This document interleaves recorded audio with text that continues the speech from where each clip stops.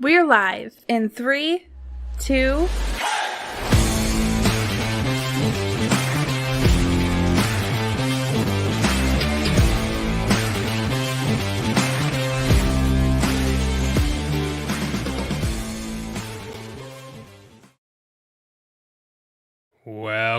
Welcome into Leather Brains. Your host, Slapdog here, and welcome to episode 166.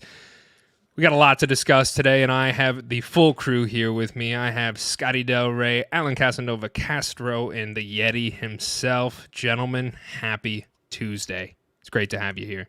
We have, like I mentioned, a full show. We're going to be talking about free agency updates because some shit happened last week, and we need to talk about it. And then we are going to also talk about the Combine. So we kind of missed that.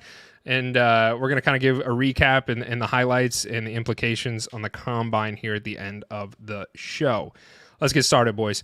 Let's talk about the free agency updates here. We're going to start things off with Aaron Donald. Actually, this is not free agency necessarily, but Aaron Donald has thankfully retired from the NFL. Here's some accolades from Aaron Donald. Super Bowl winner, future Hall of Famer easily. 2014 Rookie of the Year. In 10 seasons, he had 10 Pro Bowl appearances, 3 Defensive Player of the Year awards. He was tied for the most in NFL history. He set the Rams' career sack record.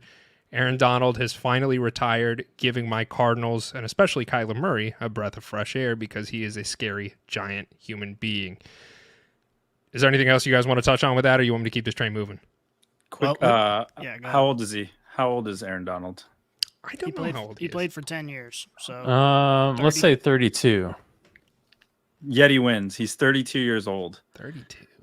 And Chris Jones just signed his, 4 or 5 year deal. He's 28, 29. So is he going to finish out his career?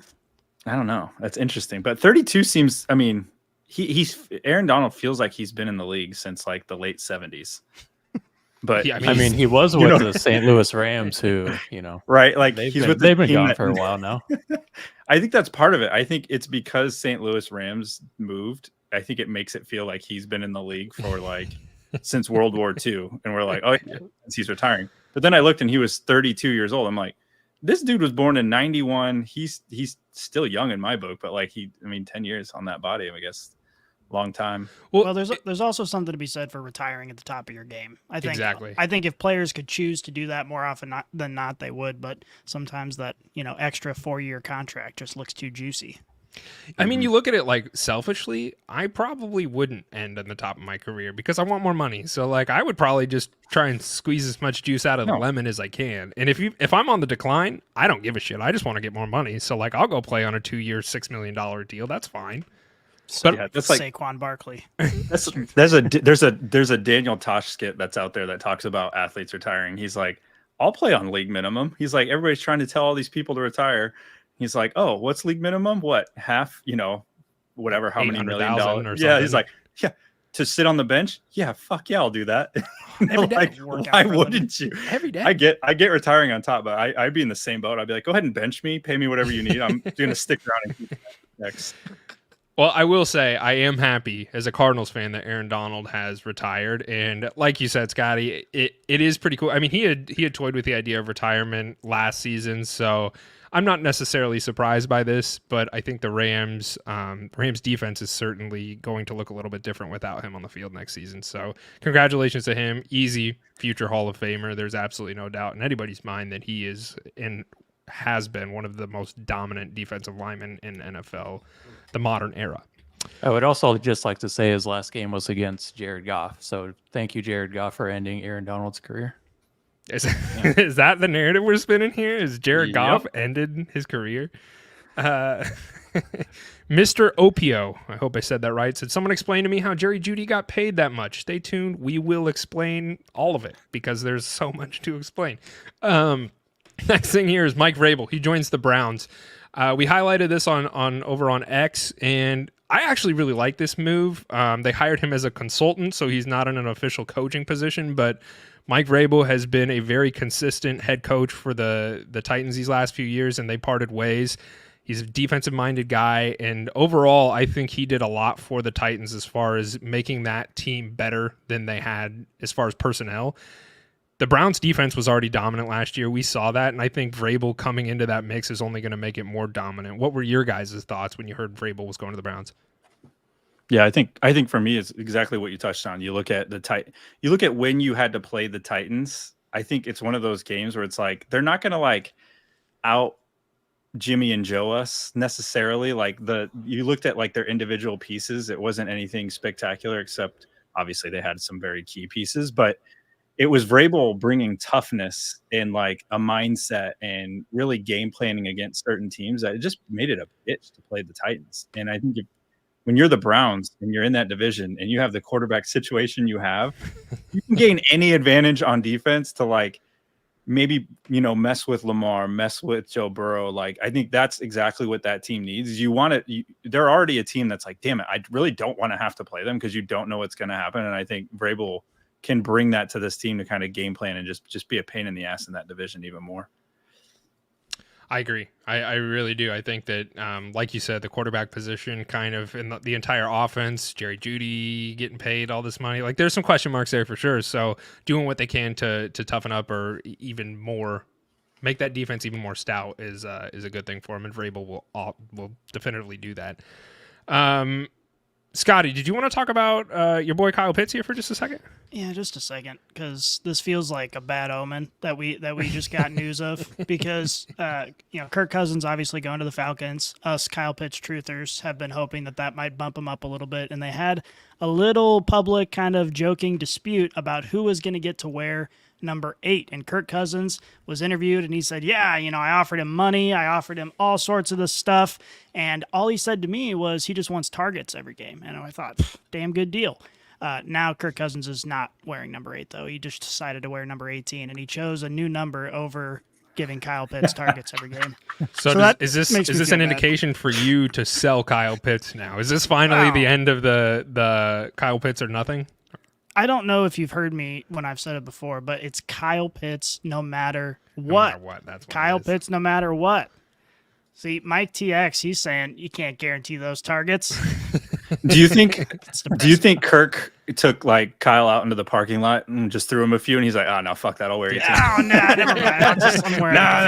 No. 8. I'll just throw on an extra number. I don't even care what it is. It does make me have a little bit less respect for Kirk O'Chains. I'm just going to be completely honest. Very beta move. You could have came in there and been like, "That's my number. I'm Kirk Cousins. I don't care." Right? For him not to take it makes me think Kirk Cousins is kind of a beta. You ever seen Kyle Pitts? You go try and tell him anything that he's doing is yours now. Good luck. Well, he hasn't done much. So, like, on the field, you haven't done a lot. Kirk Cousins is definitely the better own than you go try Kyle and play Pitts. tight end with Marcus Mariota and Desmond Ridder, but it's impossible. That's NFL on expert mode. Well, it's not his fault. Fair.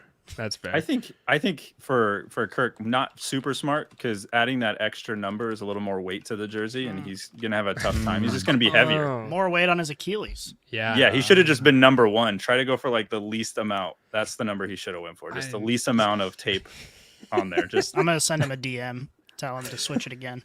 All right, let us know how that goes. Okay.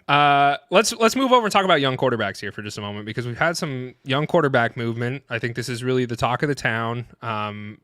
Not Justin Fields. We'll get to that. Let's start with Sam Howell here for just a moment. Sam Howell was traded to the Seahawks for a 3rd and a 5th round pick. Do you guys think that Sam Howell was given a fair chance in Washington? We'll start with that. I mean, he did start 17 games last season, and we kind of saw everything that we needed to see out of Sam Howell last year with Terry McLaurin, Curtis Samuel, Jahan Dotson. But I also think it's worth noting, too, that he had a coaching change happen in the middle of the season, and he played for, 2 different offensive coordinators with Eric Bieniemy last year, and then he had a different offensive coordinator the year before.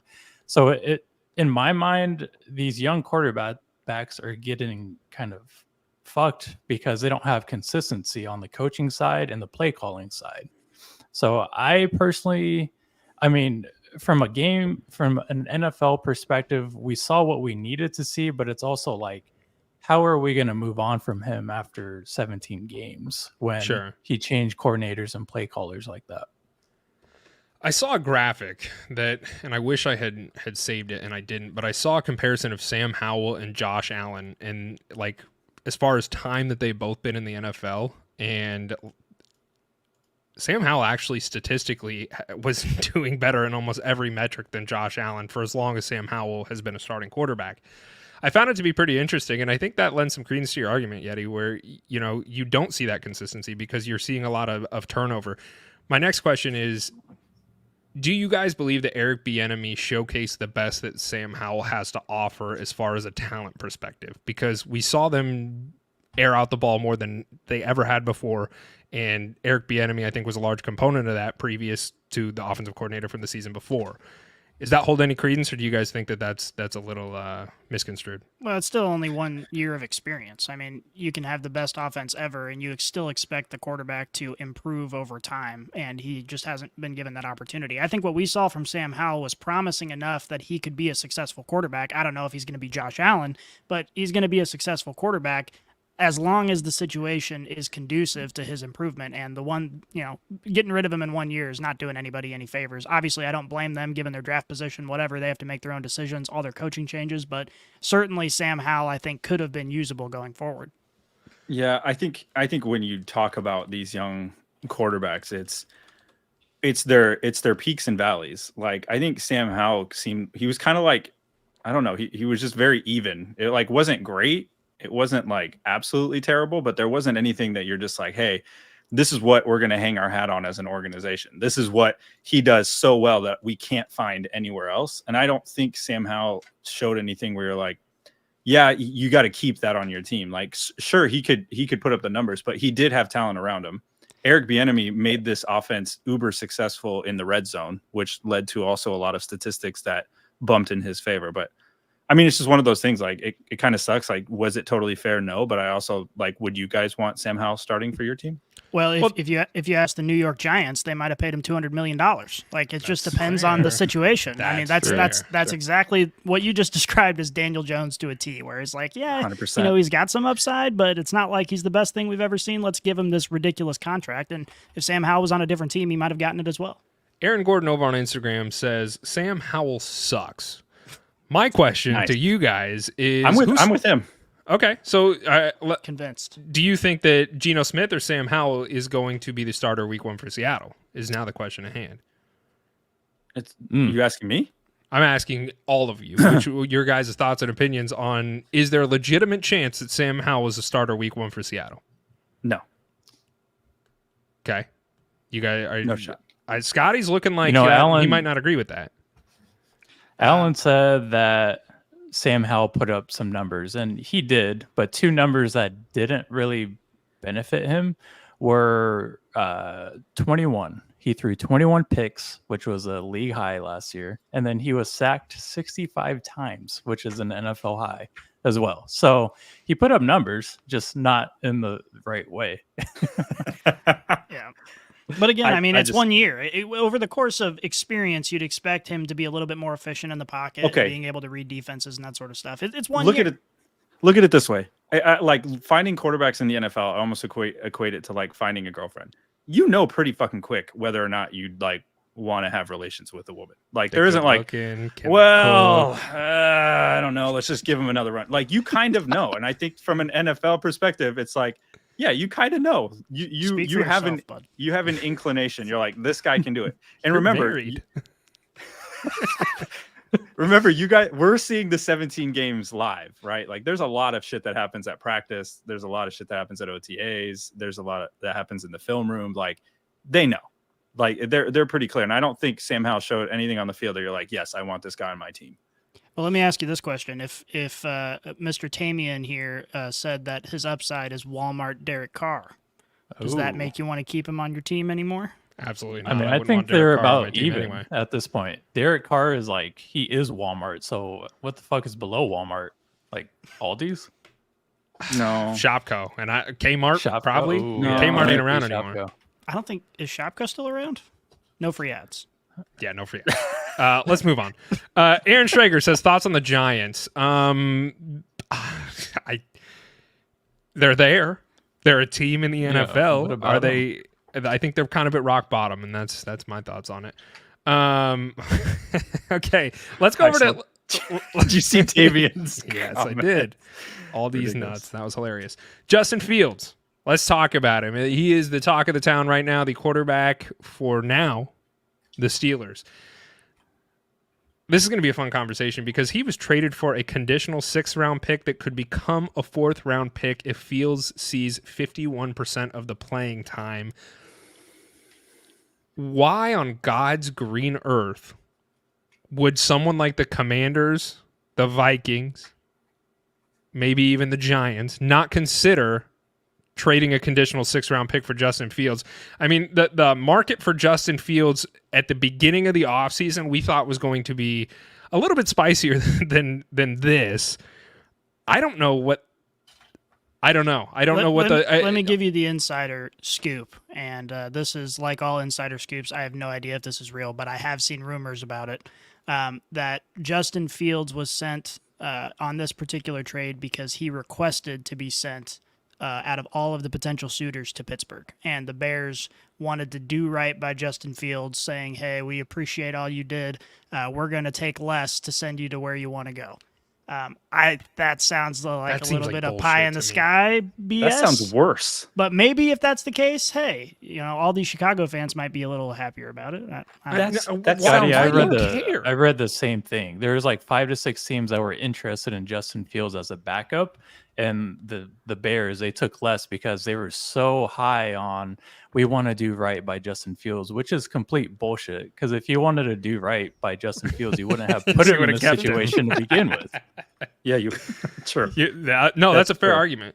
I think from Justin Fields' perspective, it was a genius move to go to the Steelers, because if you look at the Steelers as an organization, Mike Tomlin always goes over 500, right? So the Steelers never have an early 1st-round pick to be able to then use that 1st-round pick to get a quarterback, which is how they've kind of found their way into this situation.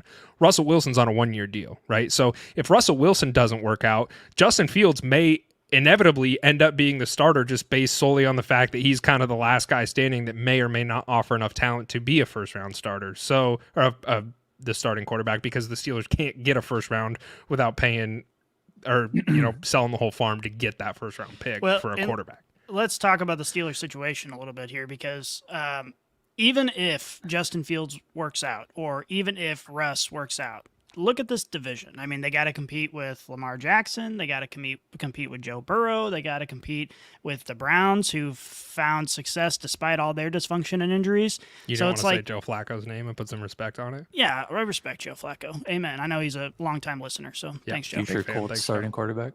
But then on top of that, what's even the likelihood that we're going to see some success? Because we're looking at a quarterback in Russell Wilson who he played okay, but it's not like he's playing like he was in his prime. And you're looking at Justin Fields, who's never really gotten over the hump, and they're all dealing with an offensive coordinator, Arthur Smith, and we all know how we feel about Arthur Smith. So it's like there's a lot of optimism going on in Pittsburgh, and I just don't know if I'm feeling it. Who do we think is going to be the better offensive coordinator, Arthur Smith or Matt Canada? Fuck. Because what an abysmal offensive situation that is. Matt Canada did the Steelers no favors, and I don't think Arthur Smith is going to either. Compiled with the fact that Deontay Johnson isn't there anymore either, which, you're down a big name wide receiver as well. So there's a lot of question marks. There's just a lot here to unpack that I'm not quite sure. Like, what was the urgency to make this move now? Mm-hmm. Pittsburgh didn't have to do anything, or the Bears didn't have to do anything. Even if they wanted him to go to Pittsburgh, you still could have gotten more out of Pittsburgh than the 6. It wasn't like, hey, you guys have 5 minutes to get this thing done. Like, there was plenty of time to hold their feet to the fire to like, hey, we'll get what we want. We'll do right by you, but we're going to get what we want out of this. There's something that was, I don't know, that story of them wanting to do right. It's such a weird. Yeah. If that's true, that is the weirdest. That is the weirdest way to do business I've ever seen. It feels sort of like a cover-up. Like, this might have been kind of a dumb thing. How can we spin this? Yeah, like they clicked the wrong button. They're like, 6th-round conditional? They're like, no. Damn it, we clicked yes. How do we spin this? Like, fuck, we love Justin. We wanted to do good. Do you think perhaps they felt like their feet were they as in the Bears organization, felt like their feet was to the fire as far as they need to sell Justin Fields before they can't do anything with him, and they might as well get something from him before the draft, and so they kind of wanted to get rid of him? Like, where do we stand on that? the only thing, and I think we talked about this a few episodes ago, was like the only thing you wanted to avoid was a media circus with the incoming quarterback. And if Justin Fields is sitting there like on the bench, or Williams isn't quite working out, and young quarterbacks struggle anyways. And if you have Justin Fields sitting there, all you're going to do is create more headaches for you after the game, during the game. That's all everybody's going to be talking about. Should we just put Justin in? And now you're like, now what are we doing? I do think they could have held on longer than they did, but it was just to get only that 6th round. That's so weird. Like there had to have been other teams offering way more, and you could have gotten, even if Pittsburgh, you're like, hey, we're going to give them to you. Like you still could have gotten a little more out of Pittsburgh on that. But I think they could have held on to Fields until the draft started, because let's say day 2 rolls around of the NFL draft. So we're talking about rounds 2 to 4 at this point. Let's say a bunch of quarterbacks do get taken in the first round. You mean to tell me a quarterback needy team like Pittsburgh, or potentially the Vikings, let's say they swung and missed in the first round, that they wouldn't be interested in trading a 3rd round pick, possibly at that point in the draft, saying, fuck, we missed on our quarterbacks. Let's go get Fields for a 3rd or a 4th round. Like I think a team that needs a quarterback would have probably paid the price if the draft didn't go the way they anticipated, which I think is going to be likely this year. It's going to be interesting because there's a lot of teams that are needing a quarterback, and some of them have later round picks, and so that we could see some movement there.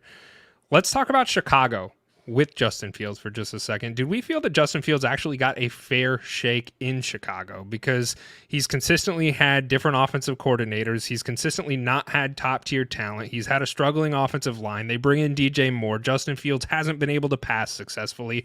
Where do we land with, did Justin Fields get a fair shake? Because that's kind of something that's been toted around in media very frequently as of late.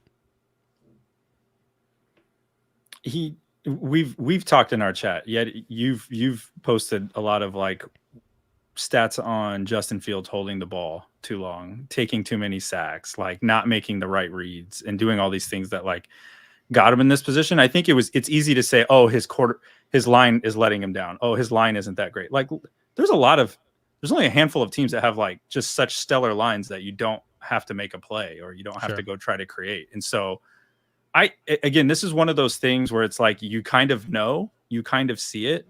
I think Bears fans that liked Justin Fields were enamored with some of the big plays that he could make with his feet, and some of like the highlight plays that he could make. But if you look at what wins games consistently over time, it's staying on schedule, it's making the right reads, it's getting to 3rd and short, it's moving the sticks. Like that's the NFL. It's not always just the splash plays all the time. And I don't think Justin could do that consistently, no matter what line was there.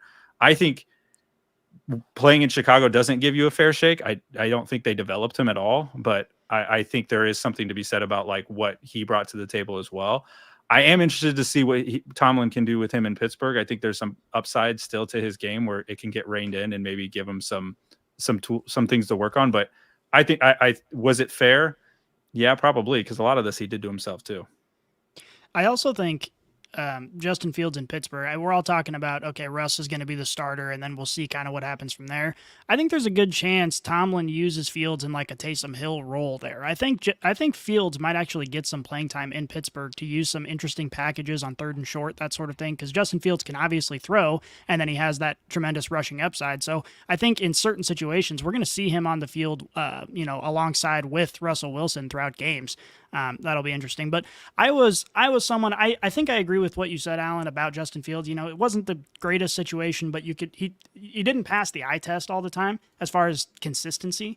But I was an advocate, and I think Yeti was also early on the Bears keeping Fields because of the high value of that 1st overall pick. If you trade that 1st overall pick, now you're setting up your franchise forever. You're stashing away some 1st round picks that you can use to replace Justin Fields down the line if it doesn't work out.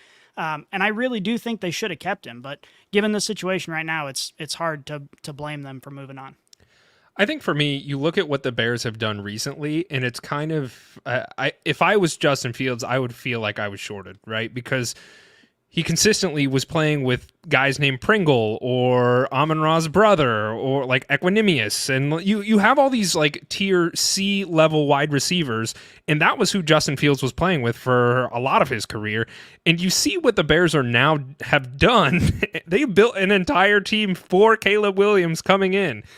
I feel like if I was Justin Fields, I would feel shorted because you have Keenan Allen and DJ Moore and now DeAndre Swift. Cole Kmet's a great tight end. They have built pieces around from an offensive perspective to help Caleb Williams be the best, set him up for the best success possible.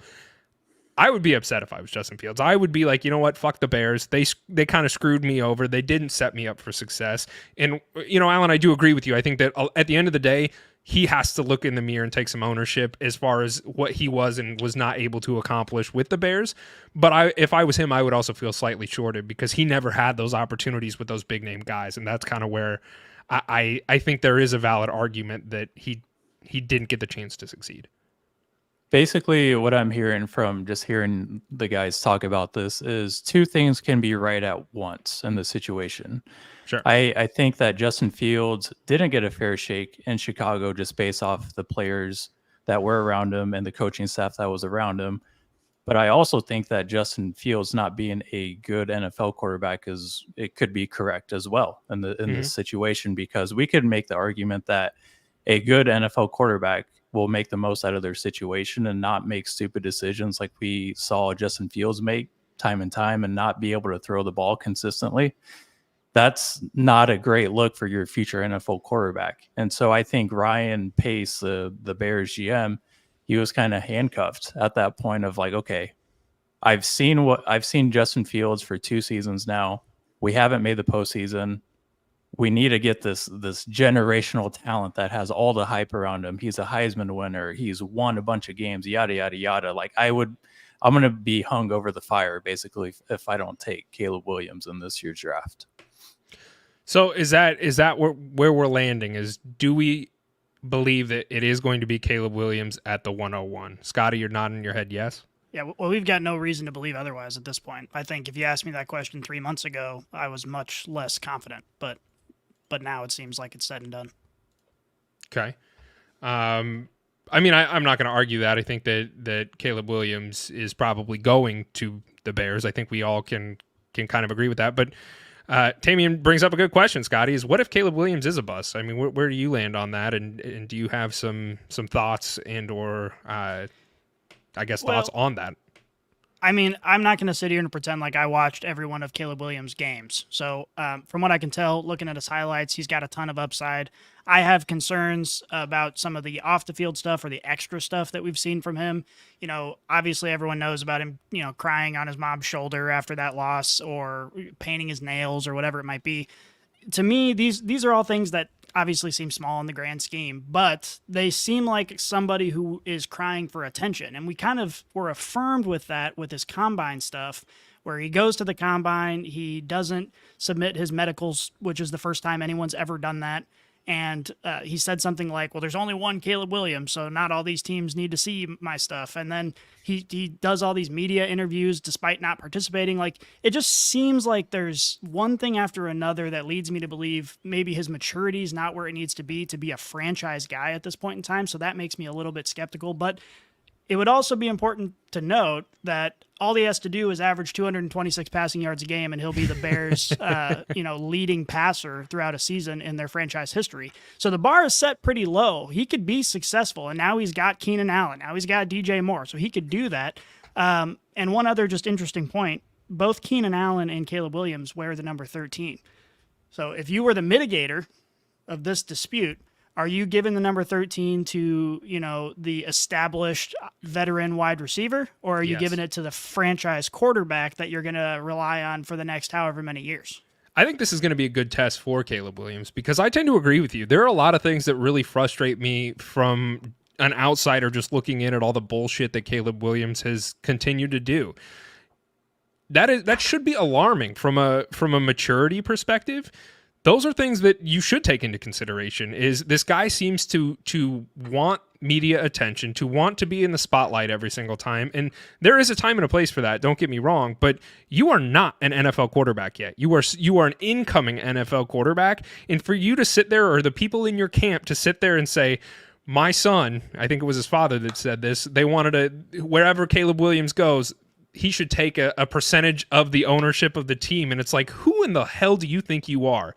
The greatest quarterback in history, Tom Brady, went out and purchased it himself. You don't get to just come in as a rookie and demand I should have a stake in this team. Like, there are so many things that are red flags for me, and it makes me really kind of hesitate to think that Caleb Williams is going to be a bust because he doesn't have the maturity level to be able to, when mistakes happen and shit goes sideways, have a level head throughout the entire thing, go out there and play good football. That's where my concern is. And there's you know, his collegiate stat line is another conversation that we can go down and if we want to explore it. But the maturity level is really concerning to me.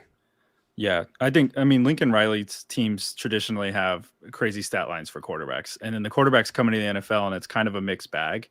Like, I don't think any of them that have come in have been like just right on like franchise guys. I think Caleb Williams has potential. He has the skills and he has the upside. And so I think from all of that, from like a team's perspective, it's checkbox. But some of the things you guys talked about, I think it shortens the leash on him from a media standpoint. I think the way he's acting now, if things go south, they're going to point to these things right away.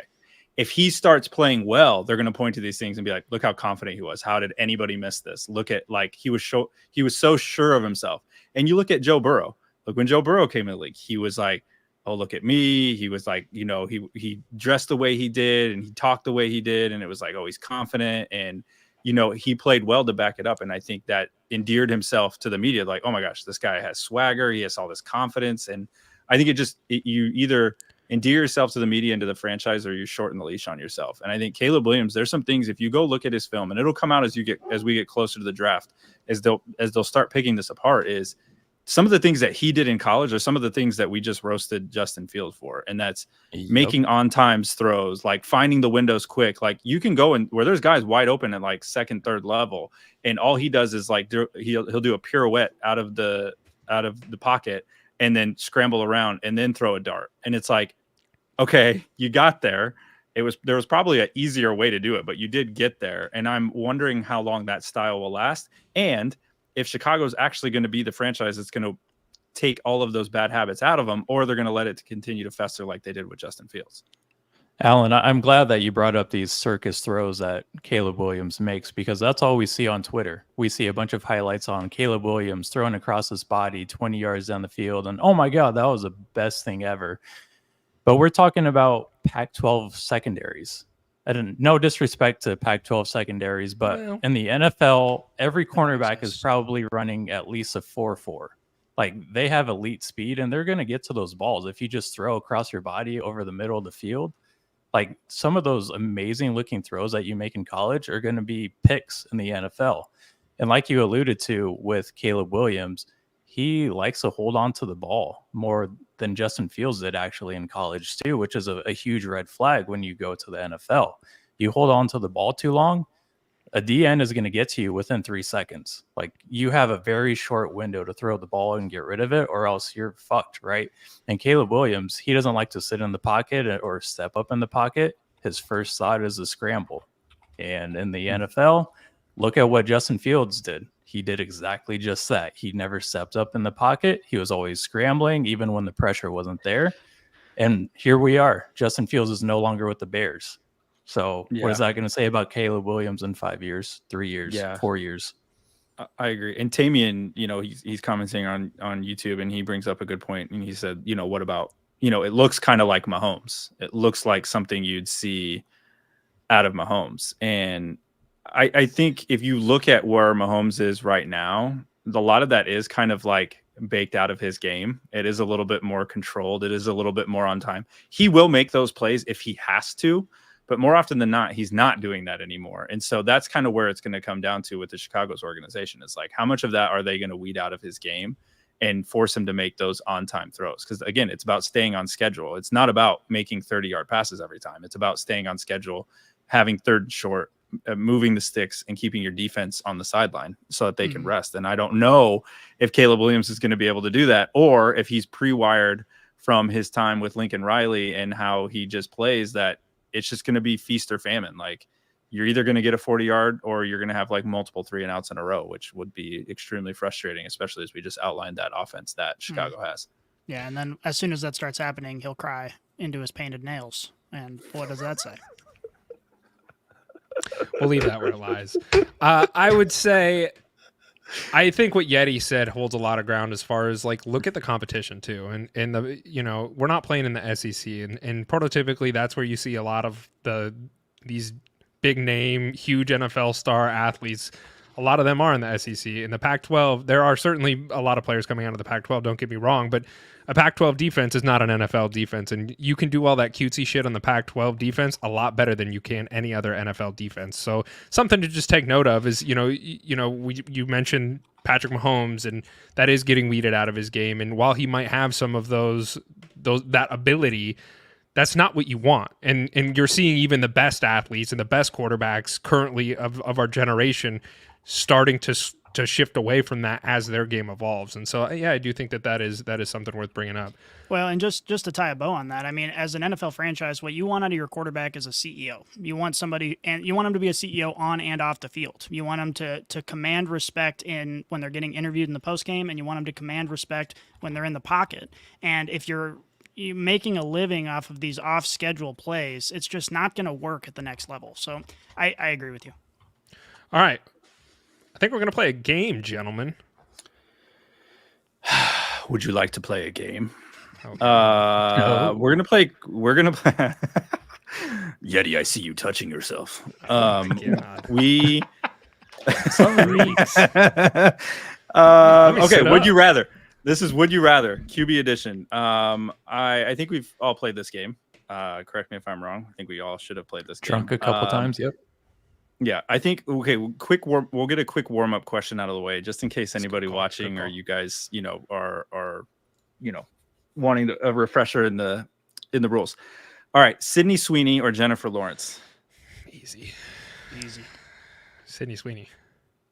Easy. Sydney Sweeney. Easy. It's not even close. They're not even Her on the same talents level. are bigger, but Jennifer Lawrence has more talents. So I go with J-Lo Lawrence. What you mean J-Lo. talents? You mean like acting talents? Yeah, she has more than just big talents. Yeah. Yeah. Well, I don't think we're talking about talents on acting. All right, you guys are really bad at this game. Okay, no, there's no right or wrong. No Wait, right or who wrong. are you choosing? Me? You don't get to skate by. Oh, Sydney Sweeney. Okay, Yeah. just want to make sure. That's Yeah, the sorry. right answer. All right. Yeah, I have very set. I volunteer of as tribute. things. All right, number 2, Justin Fields or Kirk Cousins, and I want you to take this as like, hey, I'm running my team, I'm starting this team, and I want you to think of like where maybe Kirk landed as well in ATL. So Justin Fields or Kirk Cousins? So for me, obviously you can make stipulations about every one of these, but I'm assuming the framing is our team wants to compete right now. Correct. We're not thinking long term. We're not thinking age. We're not thinking contracts. We want to compete. We want to win right now. And if that's the case, I'm going to take Kirk Cousins. I'm rolling Kirk as well. I Agreed. think this one's pretty easy. Kirk Cousins, he's coming off an Achilles injury, so we gotta note that, and he could look a little different, but I still expect him to be much better than Justin Fields. Okay, Justin Fields or Russell Wilson? Damn. Justin Fields for me. I think the upside is much better with Fields in your offense than it is with Russ, who is immobile at this point in his career. I agree. I think I'm going to go Justin Fields. If anything, I think their upside is similar but different. It's similar in scope but different in style. Whereas Russ, might be more of a traditional offense, and you have that explosiveness with Justin Fields. But I get the feeling from Justin Fields that he kind of commands the respect of his teammates a little bit more. I think he's going to be more cohesive as a leader, so I'm going to go with Justin Fields. I'm He's also not doing lunges on the plane. Yeah, I'm taking Justin Fields. I think Russell Wilson's cooked too much, and I think he's kind of burnt. I think his best years are very obviously behind him. He doesn't have to cook too much. He's got the Subway sandwiches now. Now he can just order. He's got, and that's where he's at in his career too. Is he's sandwich. just going up to the plate and saying, "Hey, will anybody take me?" He's taking a page out of my book. He cut his hair, so he's faster. So we'll see what that looks like on the field. Yeah, aerodynamics will get you every time. Justin Fields or Geno Smith? Give me Fields. Yeah, I'll Same take exact Fields as well. reason. We have more upside in the offense with Fields than we do with Geno Smith. Agreed. Okay. Wow. That was okay. Caleb Williams or Justin Fields? Fuck it. I'll roll. I'll take Caleb Williams. I mean, at this point, It's we more don't of know. what you don't know. It's more of what you don't know. And right? that's why I'm taking Caleb Williams, is because it's what I don't know versus what I do know with Justin Fields, and the upside could be much higher, or it could be much lower. Upside's too good. But Upside's too good to pass up. Yeah, I'll take Williams. Give me the less Damian drama with Fields, man. There is less drama. I will say this, and we There didn't is. touch on that.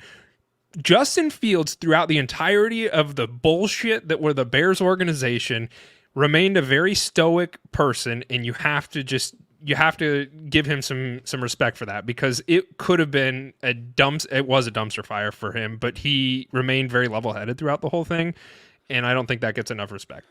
Yeah. What's the high school quarterback documentary that's on Netflix? The one about did you guys the ever fake high watch school? No, did you ever watch that? No, it's much like QB1 did with like Pat Mahomes and all them. They would follow like these top recruit high school quarterbacks. I don't know why the name escapes me, but the Justin Fields was on one of those seasons when he was in high school in Georgia. Really? If you go back and watch him on that documentary, I think you can see exactly why he is the way he is in the NFL, because the way he carries QB1? himself. Is that what it was called? I thought that was Beyond the other one. Lights, QB1. Beyond the Lights. Yes. That's what I'm seeing. Watch I don't know. that. There's a season that has Justin Fields a part of it, and you can see how he is in high school, and I think that's largely how he is now. And I think that endears yourself to teammates and teams. It's a good watch if you haven't. I'm gonna sneak in one here because Tamian, this boy is hot on YouTube, but he said one that was kind of cool. It was Sam Darnold or Sam Howell. Which Sam I am? Sam Howell every day. Yeah, same how. I'm taking Sam Howell. I don't think Sam Darnold's Howell. good. I don't think it's Sam Howell for me. I like it. Okay. Last one, and then I'm gonna wrap this game. Caleb Williams or Brock Purdy? It's got to be Big Cock Brock, right? I mean, he's doing it. I know he hasn't won the Super Bowl, but he's been there. He's been hanging out right there the whole time. So for me, it's Big Cock Brock, I think. Yeah. I think so too. I think Like Brock Purdy's shown us enough on the field for us to be confident in his play. And obviously, we've had the conversation many times about all the weapons the 49ers have, but ultimately this guy has put quality film in front of us over and over and over again. So there's just no reason to doubt him at this point. Yeah. Like what's the alternative here? Like if Caleb Williams gets you to the Super Bowl, you have the same result out of Brock Purdy. Right. And I get the argument that a lot of people are saying, well, Brock Purdy has all this talent around him. Yeah, he does. And you can throw that out there, but what would Caleb Williams? What would Caleb Williams be walking into Chicago? What would he have around him? a lot of talent. He would have a lot. But of Brock talent. Purdy's I already think- done it. Brock Purdy has proved it to me. Yeah, I know. Oh, I totally agree, and I would as well. I only posed the question just because you look at what is somebody's considered as the number one overall pick, generational talent, and then you look at who was literally the last pick in the draft, and even sitting right here on this live, we're saying, well, we're going to go with what we know. We're going to go with what we know works, and there's question marks out with Caleb Williams. And you look at how he plays compared to some of these other quarterbacks, or like how he's carried himself, and it is less controlled. It is more emotions. It is less about giving the balls to the playmakers. It's more about him making spectacular highlight throws. And while this was Justin Fields and Caleb Williams, I more oppose this because, age plays a factor. There's obviously a narrative out there on Justin Fields, and is it justified? Is it not? Like, I think you could go either way.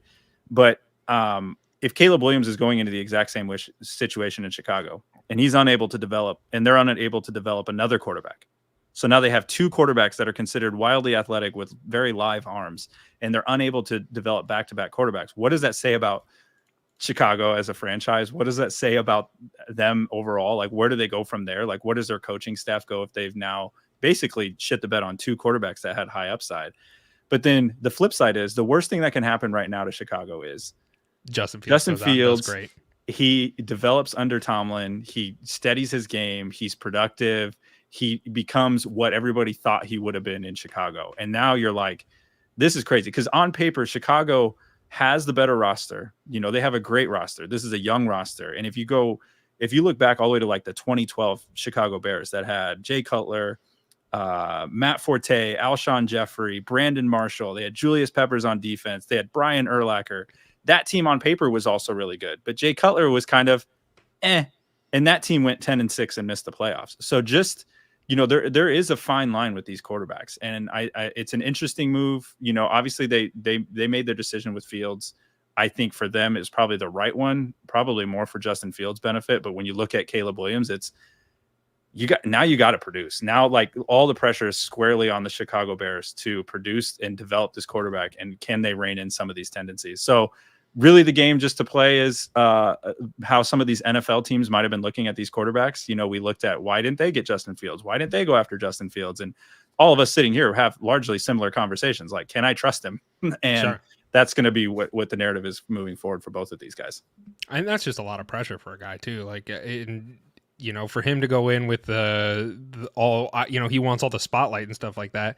What happens when it doesn't? What happens when things do go bad? Like, that is a legitimate concern, and one that you know, he's going to face adversity. Like, you're a rookie quarterback coming into the NFL. You're not going to come in and light the entire world on fire. You are going to have struggles and adversity, and I really am interested to see how he handles that, because if he handles it how I think a lot of us are feeling like he will handle that, it's going to end badly for him, and it's not going to. There's going to be some hard lessons that are going to need to be learned for him to actually be successful. So we'll see. I'm interested, but I do think it was the right move for the Bears, and only time shall tell, I suppose.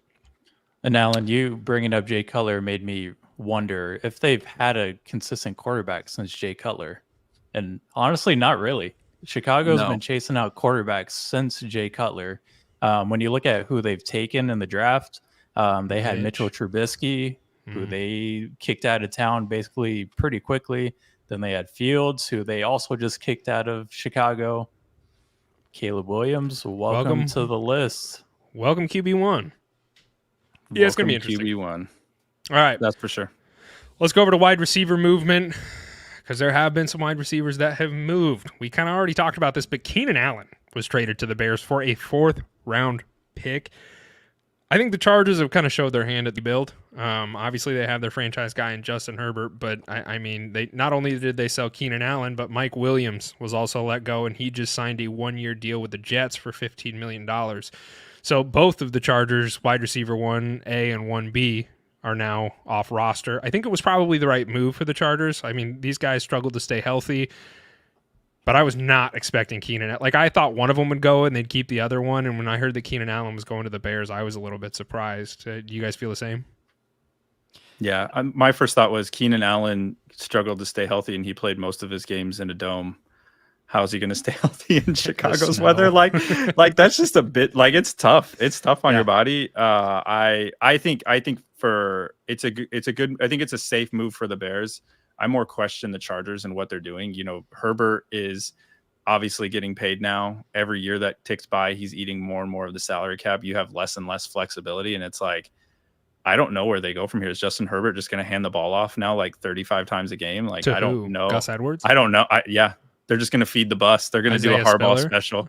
They're just going to do a Harbaugh special. They're just going to hand it off, because I don't know who he's throwing to. Is Quentin Johnson going to all of a sudden miraculously know how to catch a ball? That's the question I was going to ask. Let's dip our toes in the fantasy waters here. If you've got Quentin Johnston in a dynasty league, how are you valuing him at this point in time? Because now it seems like, what's the alternative? But based on what we saw of this last season, it's like you have no reason to expect him to take a step forward and be the guy. I would trade him. You are a Quentin Johnson owner right now, you are trading him because he showed you exactly who he is at this point in his career. Like, yes, it was he's only had 1 year in the NFL, but this is exactly who he was in college. Go look at his film in college. He was the vertical guy who he had struggled with his hands, and that's exactly what he's doing in the NFL. He can't get separation off the line, and he's just struggling overall. And it's not like Jim Harbaugh is going to come to Los Angeles and all of a sudden throw the ball more than Herbert did last year. They're going to run the ball, and they're also going to go draft a wide receiver. I don't think that's unquestionable at this point. You know, they are going to go get a wide receiver at some point in the draft. they have the 5th overall pick, right? So, I mean, like, there is a very strong chance that they could. I've seen a lot of mock drafts where they take Neighbors or Marvin Harrison if he falls that far. So I do believe that they will draft a wide receiver. They need one. I mean, your current wide receiver core is Quentin Johnston and Josh Palmer, right? And there's nothing to write home about or get excited for. And you have Justin Herbert, who is a good quarterback. Let's get him some weapons so you can at least throw the ball. I do think Harbaugh is going to run the ball a lot more. And I was a Quentin Johnston owner in Dynasty, and I sold him because I do believe that they are going to probably get another wide receiver. And I think Quentin Johnston, the issue becomes is what value are you going to get for him? Because chances are you spent a first-round pick on him, right? And if you can't get anything like, I would say an early 3rd round would probably be a fair point where you could take the dart throw that is Quentin Johnston and hope that things change without spending a lot of capital on it. And that's kind of where I value him at. I just traded him in one of my dynasty leagues for the last pick in the 2nd round and the 3rd pick in the 3rd round, and I think that's a good deal. Yeah, no, I do, because at this point you're hoping on a miracle, and you can re-roll those picks and hope for a better dart throw. So that's where I'm at with Quentin Johnston. And real quick with the Chargers, I know Slaps, you kind of said that the Chargers are in a soft rebuild.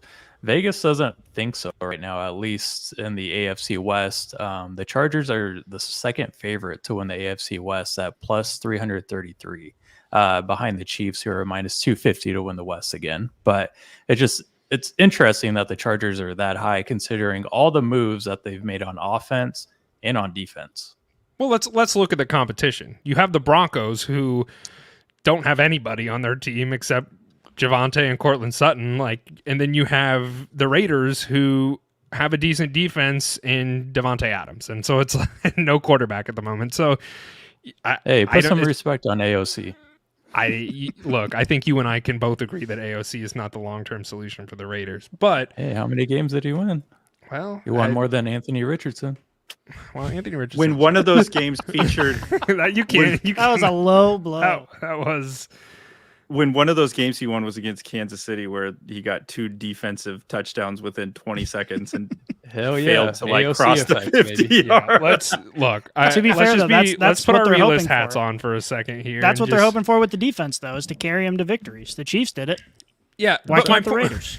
My point in all of this was that whole division is kind of in shambles right now, aside from the Chiefs. And honestly, I think the Raiders could be the 2nd best team in that division, just given a lot of They should be.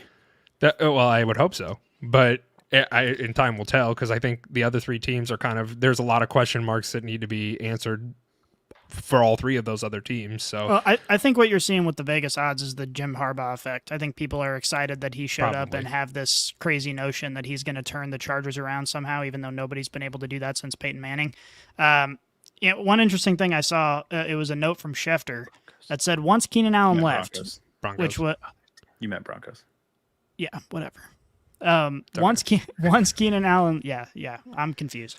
Once Keenan Allen left, it seemed like it was not expected, right? Because I'm still thinking about the Broncos. We really threw you out there. I mind F'd you. You did mind F me. But no, Keenan Allen left, and they basically told him he had to restructure his contract. And he said, I'm coming off my best season. I'm not going to do that. So he left. And then after, less than a week, releasing Mike Williams, Schefter reported that the Chargers were interested in re-signing Mike Williams, and obviously now he's found a new home. But it's just Chargers dysfunction, and I can't understand, outside of the Jim Harbaugh effect, why Vegas would have them ranked even above the Raiders. I think the Raiders probably have a better chance than the Chargers do. And the Chargers are predicted to win 10 games next year, according to Vegas. I'd have to go look at their schedule, because that seems just asinine. Calvin Ridley signed a 4-year deal with the Titans for $92 million. You guys smell that? Smells like an overpay to me. That is absolutely insane. And there is some speculation here that the odds for Calvin Ridley to sign, like the Vegas odds, were I think right around 1,600 right when he signed, which was like one of the farthest odds for any of the teams to sign him. Calvin Ridley just put a little side bet on himself and go ahead and cash that out and say, you know what? I'll get the bag with the Titans and I'll get the bag with Vegas here. I mean, it was crazy. The Titans have spent over $220 million so far in free agency, and they have 0 all-pro acquisitions to show for it. They have, I think it was their center is like the 3rd highest paid center now that they just signed in the league, and they signed I can't remember their names. I just read a report, but the linebacker that they just signed, whatever his name was, is now the 7th highest paid linebacker in the league. No all pros. Like it's like they still have like $40 million in cap space, so it's hard to say that they're in a bad spot. But it just seems like they're betting a lot on Will Levis, and they're going to spend a bunch of money and hope that they can make some sort of run. Dude, the worst part about all of this was the fact that they're willing to pay Ridley this amount of money, but they scoffed at paying AJ Brown this money. Yes. If they just would have paid AJ Brown this money and kept him, they probably would be in a much better situation. Vrabel would probably still be there. They'd probably still be humming along. You know how old Calvin Ridley is? He's 29 years old, and you sign this guy to a 4-year, $100 million. Insane. Wild. And Calvin Ridley was not even really like the best receiver for the Jaguars last year. Like he was there, but I just could not believe you don't even have a quarterback. Like his agent is cooking. It's just wild to me. He saw those odds and we're like, yep, you're going to Tennessee, buddy. Money line, boom. Curtis Samuel signed a 3-year deal with the Buffalo Bills for $24 million, a much more acceptable term limit for a wide receiver. And I get Curtis Samuel was not the most flashy wide receiver when he was with the Commanders, but the Bills had to do something to replace Gabe Davis here, and I don't hate this. I mean, Curtis Samuel's nothing crazy, but I think he kind of is alongside Gabe Davis as far as the talent levels. So I don't know how you guys feel about that signing, but I was like, all right, the Bills needed somebody. I don't know. Yeah, I think it was just filling a room. I think Curtis Samuel is like exceptional. I don't think it tilts the scales. I think the Bills need secondary help, like in the worst way possible. Getting a wide receiver doesn't do anything for them in that division for next year. I know Curtis Samuel can't read. I was going to say Curtis Samuel. I can't read. You heard it here first. Yeah. He can't read. Breaking news. He's illiterate. I was going to say he's not like a flashy signing by any means, but with the drama around Stephon Diggs that never ends, right? Mm-hmm. We don't know if Stephon Diggs is going to start this season with the Bills or what the fuck is going on with his situation. So I'm not saying Curtis Samuel is going to replace Stephon Diggs by any means, but I know I just think we need to watch that situation unfold in Buffalo. I feel like we do this every offseason, and it's fucking Stephon draining. Diggs. That's just what he does. And on top of that, he's not really performing. What we saw out of him this last year is not enough to take the Buffalo Bills to where they want to go. Whoa. So I understand why they want to hire or bring in other wide receivers, because it's like if Stephon Diggs is getting all of the attention, he's not making plays. And it's just now he's getting a little bit older. He's constantly dramatic, constantly complaining. He's always in the headlines. He's like the Buffalo Bills Aaron Rodgers. And it's just like, at what point is this worth it? What are they going to do? And so I understand that obviously they need to address their defensive issues, but I understand why this particular concern is like first and foremost. Yeah. If you look at, the Bills up until midway point of last year where they kicked it on and like went on this insane run, like they were a dumpster fire. They looked like it was spiraling. They fired their OC.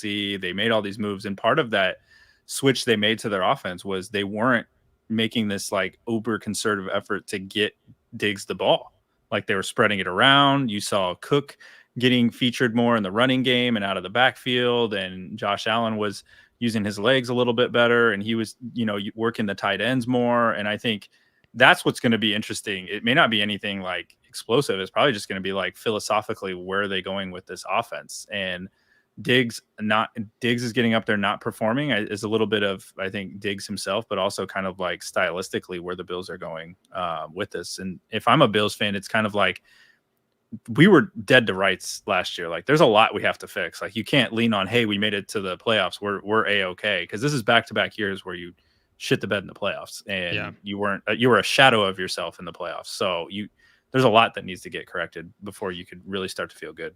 This also brings up the interesting question, because I'm of the mind that I think Josh Allen is an exceptional quarterback. I think he's one of the best in the league. So I'm of the mind that, hey, as long as they have Josh Allen, the window's always open. But we're starting to get to the point where there's all this, the defensive issues, obviously the issues with Diggs.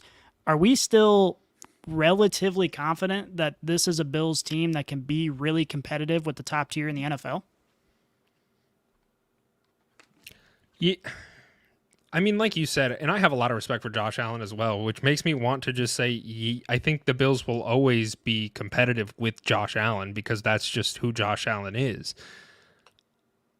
But, the defense struggled a lot last year. I know that they struggled to stay healthy, which was a large portion of why they struggled, but you kind of saw that come into play, and I don't think this Bills offense has looked nearly as explosive as it did when Brian Daboll, their offensive coordinator, was still there. Like you've seen, in my eyes, a little bit of regression and a little bit of change in that offensive structure, which I don't think is necessarily a bad thing in some ways, because like you mentioned, they were getting James Cook more involved. They've kind of been searching for a running back that can be a 3-down back and get involved in the passing game and be a good blocker. And so you did see that shift a little bit towards the middle end of last season where James Cook was utilized more. And I think that they're having a dynamic shift in the mentality of how they're running that offense. So I don't know. I think the Bills with Josh Allen, if he can stay healthy, will continue to always be in the conversation of competition. But I also look at the team from an offensive perspective last year, and since Brian Daboll has left, really, and it just hasn't looked as explosive. So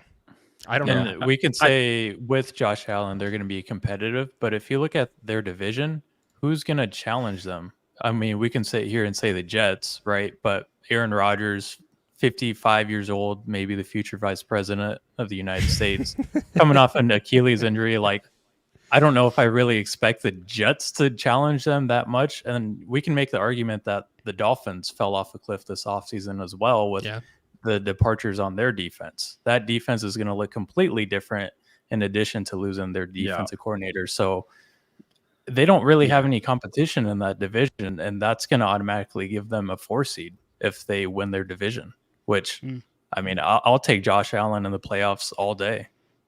Yeah, that's a good point. Just not to win in the playoffs a whole lot. Last note here. Last wide receiver signing here, Hollywood Brown to the Chiefs on a 1-year, $11 million deal. What are we thinking, boys? As Scotty, you're wearing a Chiefs hoodie. Alan, you are a Chiefs fan as well. Did you guys like this signing? Yes. Okay, let's move on. Glad we got that one out of the way. Scotty leaned in like he was ready to do something, so I was letting him go. Well, I think I speak for all Chiefs fans when I say any wide receiver signing is a good wide receiver signing at this point in time. So obviously we know the upside of Hollywood. I think it'll be an interesting dynamic to see the way that they work with him and Rashee Rice. I don't really know if there's going to be an alpha or if it's just going to be Patrick Mahomes spreading the ball around, because neither of these guys fit that alpha prototype. But obviously we saw what Rice can do through the second half of last season, and then we know what Hollywood can do. So I think it's a good signing. I think it is a continuation of the Chiefs' plan of we don't need to pay some superstar wide receiver. We have Patrick Mahomes. We just need to put competent pieces around him and allow him to work. And by the way, we have one of the best defenses, young defenses in the NFL, and we can ride them a little bit to more victories. I think one thing that it does, aside from Hollywood Brown giving the Chiefs a legit deep threat to take the top off where they haven't had it the last 2 years, and you've kind of seen that's where everybody's like, what this offense doesn't look the same. This offense doesn't look the same. And it's like, well, yeah, because they don't have the same guys. I think this gives them that ability to stretch the defense. But I think the other sneaky part is it moves Sky Moore back to the slot, which is more of his natural position. And last year he was having to play more of that outside because they just didn't have anybody, which didn't play into his strengths at all. And he struggled. And I think him working in the slot, you have Hollywood taking the top off, and then you have Rice cooking in the intermediate with his size. I think it is good. It is positive. And Kelsey getting older, I think the next thing the Chiefs really have to do is try to go find another tight end. They need one badly because they haven't really found one to replace. They signed Irv Smith, which more of a project because I don't think he's going to be it. But there's still some other holes to fill. But I think at least for now, it's a step in the right direction where you had to get one of these wide receivers that was available. Yeti, which wide receiver would you take off the board first for the Chiefs? Would you take Rice or Hollywood Brown first? For me, it's Rice. It's easily Rice. He's I think last year he proved that he's a guy that will do anything with the targets, as in he can create with the ball in his hand, and he's a yak machine, right? Mahomes was throwing him 5-yard slants or little out routes, and he would take off for 25, 30 yards at a time. And he led the NFL, or he damn near led the NFL in yak after starting the season off very slow. So he came on strong in the second half of the season, and I'm a believer that he's a wide receiver 1 for that offense still. Yeah, Okay. you look at week 11 on, his targets skyrocketed. It was like 10, 9, 10, 9, 12 targets. Like he was getting featured where at the beginning of the season he'd see like 4 or 5 or 2. It was definitely a coming of age. Of them. Well, that's just all the Chiefs wide receivers. That was contagious. Yeah.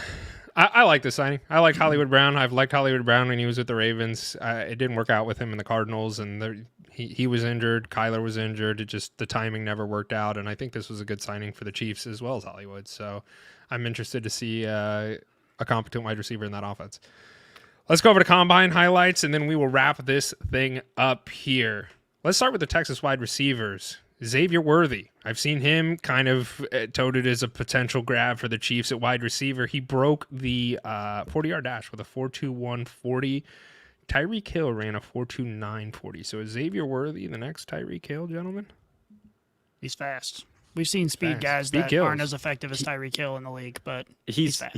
he's straight line fast. Tyreek, what he doesn't get credit for is how shifty he is, like laterally.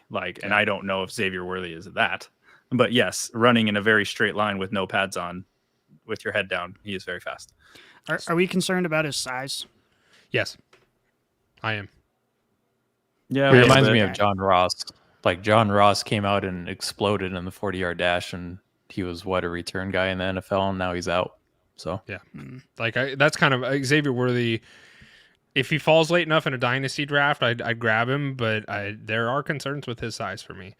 Adonai Mitchell. He ran a blazing 4.34 40 and logged an 11-foot 4-inch broad jump. He is 6'2", 205. You want to talk about somebody that I'm not concerned with at that size? That's pretty good for me. That makes me get a little excited when a big guy can move that well and jump. Not saying that everybody's just going out and having broad jump competitions on an NFL gridiron, but the guy's athletic, and that size definitely is paired with that speed is something that I think a lot of teams that probably helped his draft stock quite a bit. Well, the thing with the broad jump shows is just lower body strength. So he's going to be able to convert that into being an effective blocker. He's going to be able to convert that into exploding out of routes. So I think it's the broad jump is a very useful metric in my opinion, and so it's good to see somebody who dominated. Yeah, there's just a plentiful amount of wide receivers right now, especially in this first round, and even if you look in some of the later rounds, like there's tremendous value with some of these wide receivers that are coming out. I think there's probably more hits than there are misses. I think there's a lot of guys that look really good. If you go back and watch like the national title game with Washington and Rome and the way he was playing, like he looked like an NFL player. Like a lot of these guys look like NFL players, and so I'm kind of excited to see where they end up because there's a lot of teams that are definitely hungry for wide receivers, and as we've seen and we've talked about ad nauseum on this podcast of how NFL is shifting to being more of a wide receiver league and less of a running back league. I think this is a hell of a time now for these teams to go out and grab really young talent. And I think there's going to be a lot of hits. And I think these two Texas wide receivers are going to be good. Xavier Worthy, I don't know. He might go late first with his speed, but I think what you said about his size, I think that's one of those things where it may keep him out of the first round. Sure. Well, and along those lines, there are, according to PFF, there are 12 wide receivers in this draft who tested in the 95th percentile or better among wide receivers. So we got a lot of talent coming into this league. It's going to be exciting for fantasy football. Well, they have And when 9 you of those sorry, Eddie. Go ahead. when you compare this wide receiver class to last year's too, there's a great combination of wide receivers that can play slot and they can play outside. Whereas last year we saw a lot of slots come into the league with Jordan Addison, JSN. And then you had one quote unquote elite first round outside guy, and that was Quentin Johnson, who was a bust.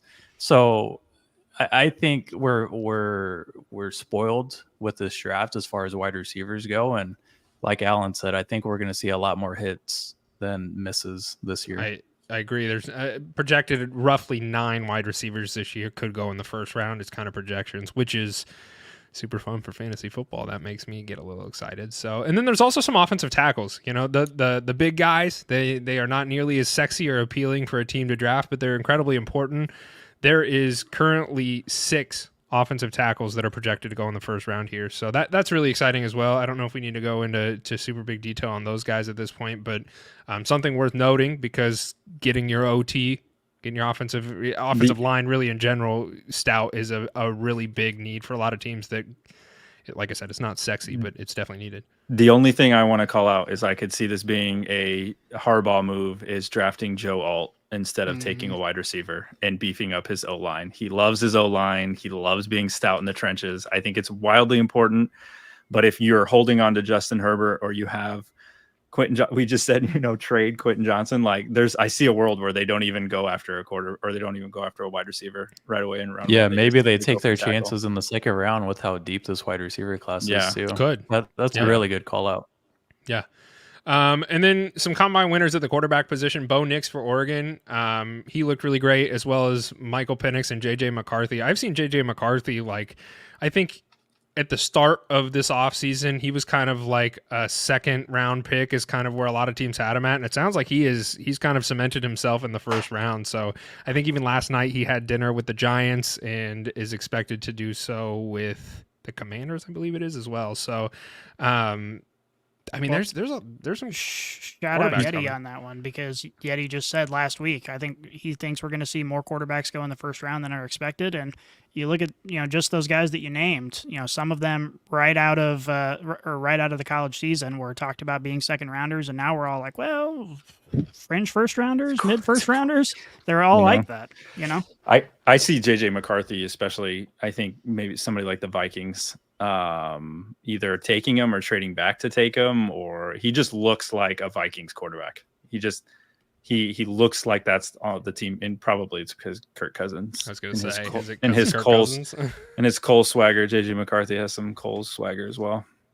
And I think the Vikings is a perfect landing spot for him too, just with where God, what the fuck is the Vikings head coach name? Kevin O'Connell. He comes from the Sean McVay system, which is a play action type of system, as is, and that's where McCarthy's coming from with his experience at Michigan. It's a play action offense that he didn't get utilized in a whole lot. I'm not saying he's going to slot in and be a perfect replacement, but over time, if he has Kevin O'Connell leading him, I like that fit. And so with that being said, I want to ask you guys a question. If he does land with Minnesota, if JJ McCarthy goes to Minnesota, would you rather draft him or Jaden Daniels in Washington? Is Jaden Daniels? That's an interesting question. I would take McCarthy. I probably would as well. And I was gonna ask this question before you asked your question, Yeti, is does landing spot, does that really change? Like, let's say, for instance, McCarthy goes as a late first round, but you have someone like Penix who goes to the Commanders in the third. Would you be, from fantasy and a dynasty perspective, would you almost be more interested in JJ McCarthy just based on the landing spot? And do you think that the landing spot really dictates the value of some of these quarterbacks? And I know I kind of hijacked your conversation or your question there, so I apologize, but I think it holds ground. Yeah, 100%. I think if JJ McCarthy were to go to the Vikings, he would easily be a top 4 dynasty pick. And I say that knowing that Caleb Williams will probably go 101, Marvin Harrison will go 102.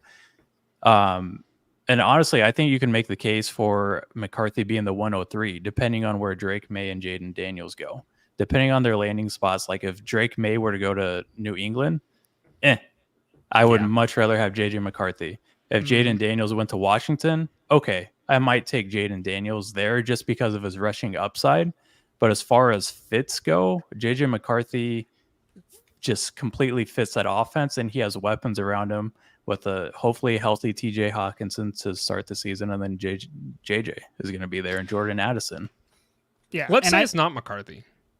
What if it's like Bo Nix? Like, if Bo Nix ends up with the Vikings, does that still make you excited? Like, are you excited more for the opportunity to go get coached under Kevin O'Connell and play with the Vikings, or are you more excited about the talent that is the quarterback? And I know that you're going to have to meet somewhere in the middle to answer that question, but let's say, for instance, it was Bo Nix instead of JJ McCarthy at the Vikings. Does that still get you heated up at the 103?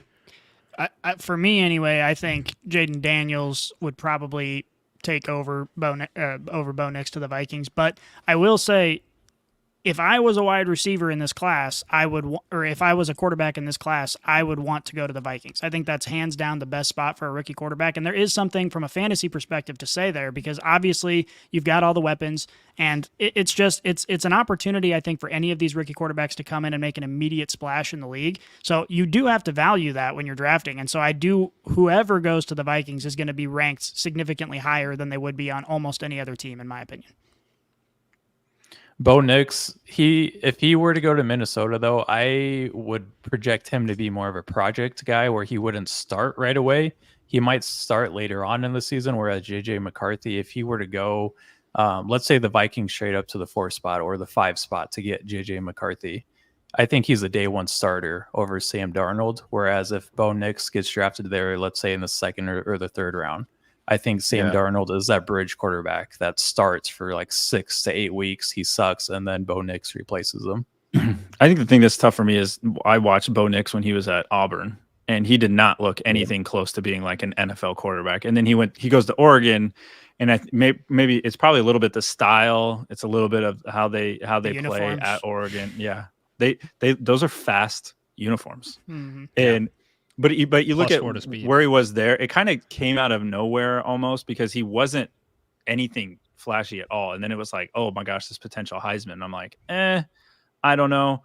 I think JJ McCarthy, I think as we get deeper into the process and as you get closer, I think more and more are going to discover that, he can throw the ball. Like, he wasn't just handing the ball off. Like, he was threading the needle. He was making plays. And I think under Harbaugh, you're not asked to do a lot of that. But when he needed to, he could do it, and he has the tools to do it. And I think that's something where, if you're an NFL coach and you have, just some raw talent to mess with, and I think that's exactly where you want it to be. And I think I probably shouldn't have said anything, because I was circling JJ McCarthy, like, hey, I really hope he goes to the Vikings. So I think we all were like that. Honestly, that I'm glad we're having this conversation, because it was on the forefront of my mind, and something that I think is within the realm of possibility for sure. And that drastically changes from a dynasty perspective. And I know we're all in a dynasty league together, so we're all always competing, but like that is a real conversation that I think needs to be had, because I think that a lot of people are struggling with that as well. So I'm glad that we picked each other's brains on it. It's time to go, gentlemen. We have exceeded our time here, and it has been an absolute blast, but it's time to get the hell out of here. But before we do that, I do want to let everybody know we are giving away a free James Cook signed jersey. It's a Bills jersey. Free. James Cook's name is on it. Thank you. Signed jersey. Super easy to get entered. All you have to do is go subscribe to us on YouTube. Not that hard. Hit the subscribe button, and then if you're over on X, put your handle. We have it pinned at the very top of our X account. Just go put your Twitter handle in there and retweet that tweet, and you will get entered to win a free signed James Cook jersey. Super easy. And welcome to week 3 of March Gladness, everybody. I appreciate it, gentlemen. I love all you brainiacs. Let's get out of here. We are out.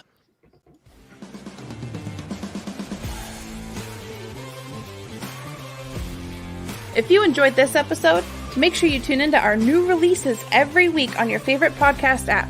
Follow us on Twitter, Instagram, and Facebook, and check out leatherbrains.com for all of your fantasy football needs. And remember, Brainiacs, a championship should be more than a fantasy.